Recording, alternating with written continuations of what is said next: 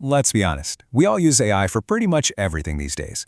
But have you ever stopped to think if you can actually trust what it's telling you? Because there's this weird and frankly kind of creepy thing that happens with AI. It's called a hallucination.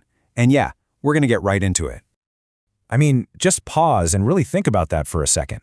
The very tool you count on for facts and information might just be, well, fabricating things out of thin air.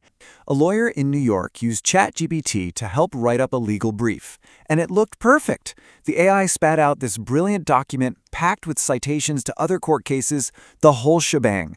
The only problem? They were all fake, completely made up.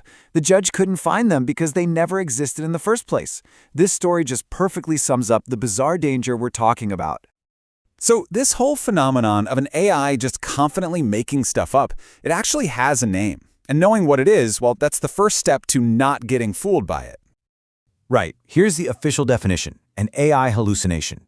Now this isn't really a bug like you'd normally think of one. It's more of a bizarre side effect of how these things are built. They're designed to generate text that sounds totally plausible, grammatically perfect, but it can be completely factually bankrupt. Okay, so that's the what. But now for the big question. Why? Why does this even happen? Let's pop the hood for a second and take a look at what's really going on inside these models. You know, it really boils down to four main culprits. First, you've got data gaps. If the AI just hasn't seen enough information on a topic, it'll improvise. That gets way worse if you ask vague questions, because then you're basically forcing it to guess what you mean.